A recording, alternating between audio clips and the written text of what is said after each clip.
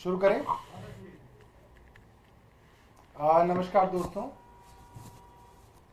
आज अब तक जो तथाकथित एक्साइज केस में हुआ है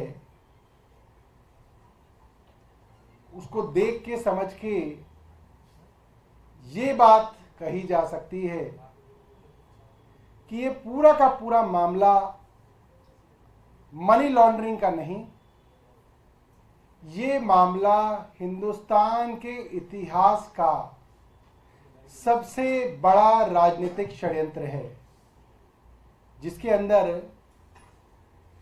हिंदुस्तान के सबसे ज्यादा वोटों से और सबसे ज्यादा सीटों से जीतने वाले किसी भी राज्य के मुख्यमंत्री में सबसे आगे जो आते हैं अरविंद केजरीवाल, उनको और उनकी पॉलिटिकल पार्टी को और उनकी दिल्ली और पंजाब की दो सरकारों को नष्ट करने का, कुचलने का, खत्म करने का एक बड़ा षड्यंत्र है।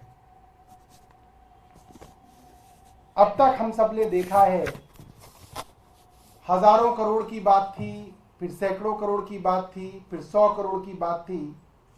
बातें तो करोड़ों की हो रही हैं।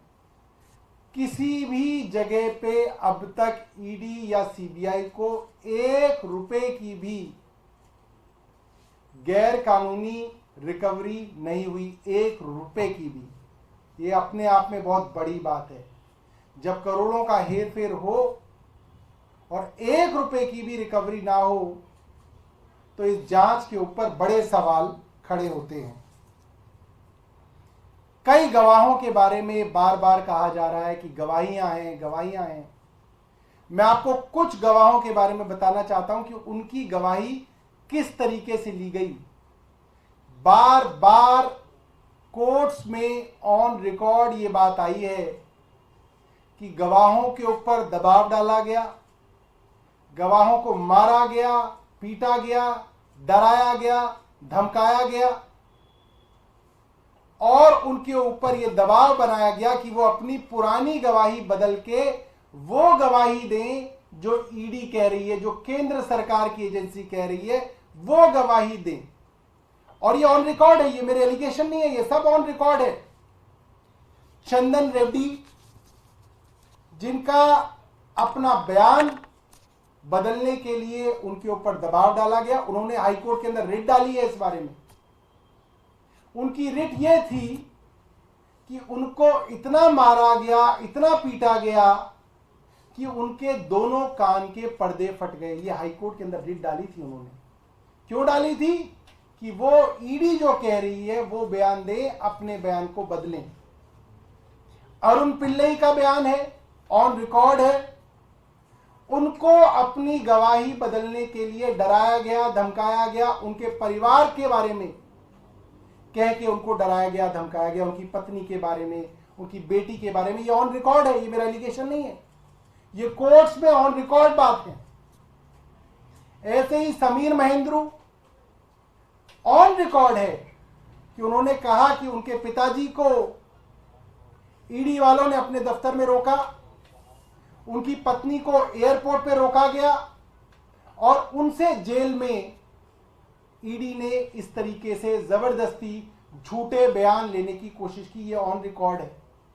और इसके अलावा ऐसे कई गवाह हैं। संजय सिंह जी ने अप्रैल में एक प्रेस कॉन्फ्रेंस की थी, अप्रैल 2022 के अंदर। उन्होंने सब गवाहों के बारे में और उनकी कोर्ट्स के अंदर जो स्टेटमेंट्स थी उसके बारे में, जो ऑन रिकॉर्ड बातें आई हैं उसके बारे में बताया था, किस तरीके से गवाहों को डरा के धमका के ईडी ने झूठे बयान लिए हैं। ये कहा जा सकता है ये पूरा का पूरा मामला फर्जी सबूतों और झूठे गवाहों पे आधारित है। इसका आधार ही झूठ है। इसके बाद जो सबसे बड़ी गवाही अरविंद केजरीवाल जी के खिलाफ इस्तेमाल हो रही है वो है मगुंटा रेड्डी और उनके बेटे राघव रेड्डी के विषय में। मगुंटा रेड्डी के बारे में हम सब जानते हैं कि उनको एनडीए ने, प्रधानमंत्री मोदी जी की अलायंस ने आंध्र प्रदेश के अंदर टीडीपी से टिकट दिया है। वो एनडीए के सांसद बनने के उम्मीदवार हैं। उनके विषय में भी मैं बताऊं, मुख्यमंत्री जी ने भी कोर्ट में बताया था, 16 सितंबर 2022 को मगुंटा रेड्डी के यहां छापा पड़ता है। उनसे अरविंद केजरीवाल जी के बारे में पूछा जाता है। उनकी स्टेटमेंट है सेक्शन 17 में। उनकी स्टेटमेंट में अरविंद केजरीवाल जी के विषय में कोई ऐसी बात नहीं है जो अरविंद जी के खिलाफ हो। 5 महीने बीतते हैं। 10 फरवरी 2023 को राघव रेड्डी, जो मगुंटा रेड्डी के बेटे हैं, उनको गिरफ्तार करती है ईडी, जेल में डालती है। राघव के जेल में 6 बार बयान होते हैं। उनके पिता के कई बार बयान होते हैं। सब बयानों में वो कोई ऐसी बात नहीं कहते जो अरविंद केजरीवाल के खिलाफ हो। ये बात ऑन रिकॉर्ड है। उसके बाद 5 महीने जब बेटा जेल में रह लेता है तो बाप टूट जाता है और 16 जुलाई को राघव के पिता मगुंटा रेड्डी अपना बयान बदल के अरविंद केजरीवाल के खिलाफ पहली बार बयान देते हैं। ईडी का काम पूरा हो जाता है, केंद्र सरकार का काम पूरा हो जाता है। 18 जुलाई को राघव रेड्डी को छोड़ दिया जाता है। फिर क्योंकि छोड़ दिया जाता है तो छोड़ने की शर्त ही यह है कि अरविंद केजरीवाल के खिलाफ बयान देना है। फिर वो बयान अरविंद केजरीवाल के खिलाफ देते हैं, चाहे वो सेक्शन 50 का बयान हो, चाहे वो सेक्शन 164 का बयान हो। जब आपने एक आदमी को डरा ही दिया, धमका ही दिया, फिर इसकी क्या वैल्यू है कि वो बयान वो पीएमएलए के अंदर सेक्शन 50 में दे रहा है या 164 का बयान दे रहा है। डरा हुआ आदमी तो जहां चौराहे पे ले जाओगे तो चौराहे पे भी झूठ बोलेगा।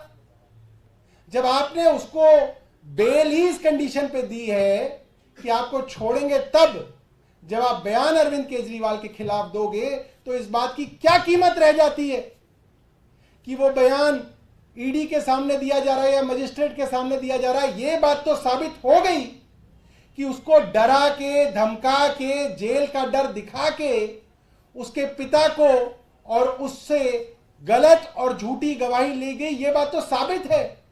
इसमें क्या बचा है? और इन लोगों के भारतीय जनता पार्टी से सीधे संबंध है, यह बात साबित है क्योंकि वो आदमी जब तक एनडीए की जो खास बातचीत थी वो जगन रेड्डी की पार्टी से थी, तब तक वो जगन रेड्डी में थे। जब एनडीए से बातचीत टीडीपी की शुरू हो गई तो अब वो टीडीपी में आ गए और उनको टीडीपी से टिकट मिल गई। ये बात तो बिल्कुल साफ साफ है। आज जो फैसला हाईकोर्ट का आया है, कोर्ट है, कोर्ट के इंस्टीट्यूशन है, इंस्टीट्यूशन का हम सम्मान करते हैं और हम सम्मान पूर्वक ये कहना चाहते हैं कि हम इस फैसले से सहमत नहीं हैं और इस फैसले के खिलाफ हम सुप्रीम कोर्ट जाएंगे और सुप्रीम कोर्ट के अंदर अपनी बात रखेंगे। आपका कोई सवाल है तो आप पूछ सकते हैं।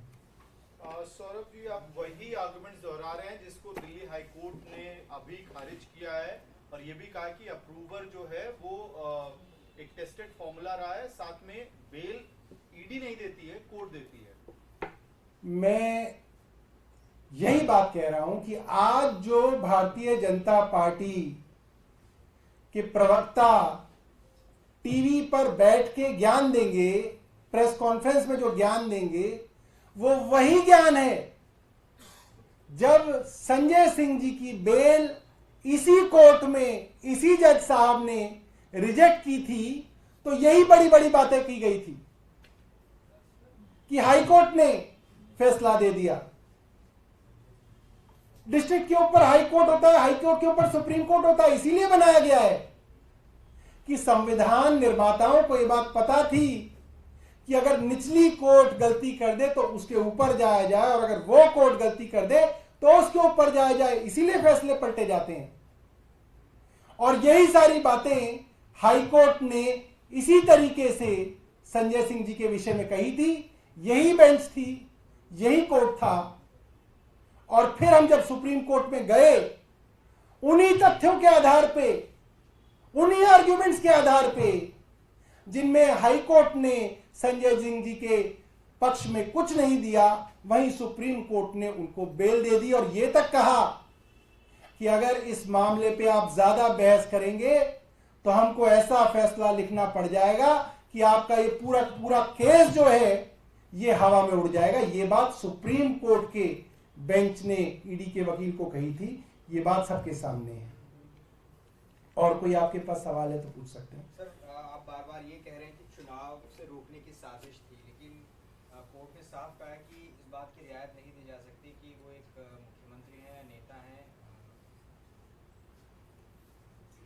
देखिए, लेवल प्लेइंग फील्ड की आर्ग्यूमेंट हम लोगों ने दी थी, और मुझे लगता है कि जिस तरीके से संजय सिंह जी के मामले में जो जो आर्ग्यूमेंट हमने हाई कोर्ट को दी, वो सारी आर्ग्यूमेंट्स हाई कोर्ट ने रिजेक्ट की।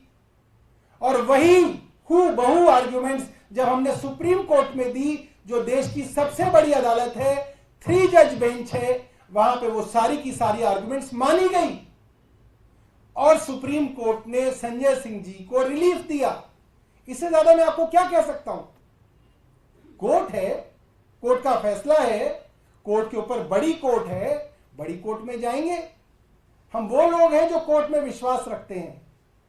भारतीय जनता पार्टी कौन सी पार्टी है? भारतीय जनता पार्टी तो वो पार्टी है जो देश की सबसे बड़ी कोर्ट को भी नहीं मानती। देश की सबसे बड़ी कोर्ट की 5 जजेस की बेंच ने फैसला दिया कि दिल्ली सरकार को अधिकारियों के ऊपर सारे अधिकार हैं, मगर केंद्र की भारतीय जनता पार्टी ने ऑर्डिनेंस लाके सुप्रीम कोर्ट का फैसला पलट दिया। सुप्रीम कोर्ट की कॉन्स्टिट्यूशनल बेंच ने कहा इलेक्शन कमिश्नरों को लगाने का अधिकार केंद्र सरकार का नहीं है। इसके लिए जो 3 लोग इलेक्शन कमिश्नर को चुनेंगे, उसमें एक प्रधानमंत्री होंगे, एक लीडर ऑफ अपोजिशन होंगे, एक चीफ जस्टिस होंगे। सबसे बड़ी अदालत ने कहा, और भारतीय जनता पार्टी की केंद्र सरकार ने कहा नहीं, हम नहीं मानते सुप्रीम कोर्ट, और उन्होंने वो मामला पलट दिया। और चीफ जस्टिस की जगह उन्होंने अपने एक मंत्री को लगा दिया ताकि अपनी मनमानी से इलेक्शन कमीशन बनाए। और आप देख ही रहे हो क्या हो रहा है।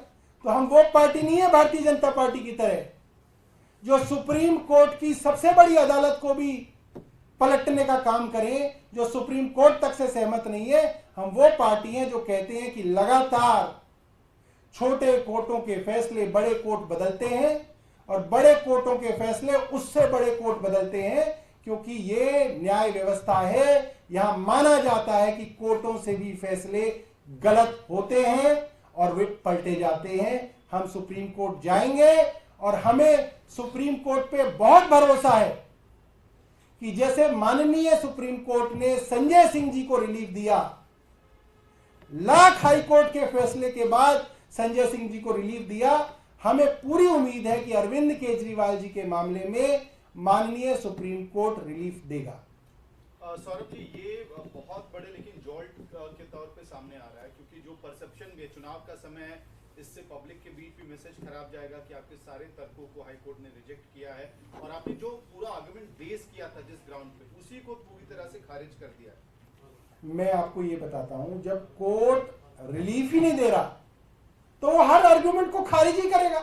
कोर्ट ये कोई ना कहेगा कि आपका ये बात मान ली, ये बात मान ली, ये बात मान ली, मगर हम आपको रिलीफ नहीं देंगे, ऐसा नहीं कहेगा। कोर्ट यही कहेगा हम ये भी नहीं मानेंगे, ये भी नहीं मानेंगे, ये भी नहीं मानेंगे। मैं यही तो आपको समझा रहा हूं।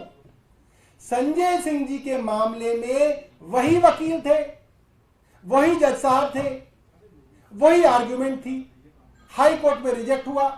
फिर वही वकील उसी आर्ग्यूमेंट के साथ सुप्रीम कोर्ट गए, सुप्रीम कोर्ट के 3 जज के बेंच ने रिलीफ दे दिया। तो इसमें क्या बड़ी बात है? इस हाई कोर्ट ने रिलीफ नहीं दिया, हम सुप्रीम कोर्ट जाएंगे, वहां पे आर्ग्यूमेंट रखेंगे, वहां रिलीफ मिलेगा। तो होता रहता है, तो हमारे साथ कई बार हुआ है, लगातार हो रहा है। और कई बार इससे अलग एक ये है कि अभी हाल ही में कांग्रेस ने मैनिफेस्टो जो रिलीज किया, उसको मोदी जी कह रहे हैं कि मुस्लिम लीग का मैनिफेस्टो है, क्योंकि आप अलायंस में हैं कांग्रेस के साथ। इस पर आपका क्या कहना है? देखिए, हम तो यही कहेंगे प्रधानमंत्री जी, अब आपने 10 साल देश में शासन कर लिया, अब आप थोड़ी काम की बात बताइए कि आपने जो वादे 2014 के चुनाव में किए थे, आपने उनमें से कितने वादे पूरे किए? क्या देश में महंगाई कम की आपने नहीं की। क्या पेट्रोल डीजल के दाम आपने कम किए? आपने नहीं किए। क्या बुलेट ट्रेन चल गई? 10 साल में भी नहीं चली। क्या स्मार्ट सिटी बन गए? 10 साल में भी नहीं बने। क्या किसानों की आय दुगनी कर दी? अभी तक नहीं की। क्या डॉलर के मुकाबले रुपया ऊपर चला गया? अभी तक नहीं गया। क्या 2 करोड़ लोगों को हर साल नौकरी मिल रही है? अभी तक नहीं मिल रही है। उन बातों की बात करें। प्रधानमंत्री जी को बहुत समय दिया देश के लोगों ने, 10 साल दिए, वे ये बताएं कि उन्होंने क्या काम किया। ये हिंदू मुस्लिम, ये तो छोटे छोटे जो डिस्ट्रिक्ट लेवल के और उनके जो मंडल लेवल के नेता बात करते हैं, ये प्रधानमंत्री को शोभा नहीं देती। सौरभ जी, काउंटर आया है आपके बयान पे कि कोई रिकवरी नहीं हुई है। सुधांशु त्रिवेदी कह रहे हैं कि यही तो पता करना है, इसी के लिए इन्वेस्टिगेशन चल रहा है। कहीं केजरीवाल जी ने अपनी केजरीवाल जी की आत्मा उस पैसे की रक्षा तो नहीं कर रही है। नहीं, सुधांशु त्रिवेदी जी को पता ही नहीं चला। रिकवरी तो हो गई है, 59 करोड़ रुपए की रिकवरी हो गई है। और कोर्ट ने, सबसे बड़ी बात है, उस चीज को एक्नॉलेज किया। हाई कोर्ट ने 2 बातों को हाई कोर्ट ने आज एक्नॉलेज किया। मैं समझता हूं वो हमारी बड़ी जीत है। कोर्ट ने इस चीज को एक्नॉलेज किया कि 59 करोड़ रुपया इलेक्टोरल बॉन्ड के माध्यम से शरद रेड्डी की कंपनियों से भारतीय जनता पार्टी को आया। कोर्ट ने दूसरी बात जो हमारी बहस थी वो एक्नॉलेज तो की कि जो मगुंटा रेड्डी हैं और उनके बेटे हैं, जो अरविंद केजरीवाल के खिलाफ सबसे बड़े गवाह हैं, वो मगुंटा रेड्डी भारतीय जनता पार्टी की अलायंस की तरफ से चुनाव लड़ रहे हैं सांसद का। ये दोनों चीजें एक्नॉलेज हुई। ये बात और है कि हम उम्मीद कर रहे थे कि इसके ऊपर इन्वेस्टिगेशन भी होगी, मगर उसका फोरम और होगा, उस पर इन्वेस्टिगेशन होनी चाहिए। केंद्र सरकार क्यों इन्वेस्टिगेशन नहीं कराना चाहती उसके ऊपर? कहे कि ईडी उसको इन्वेस्टिगेट करे और कोई चीज। Thank you.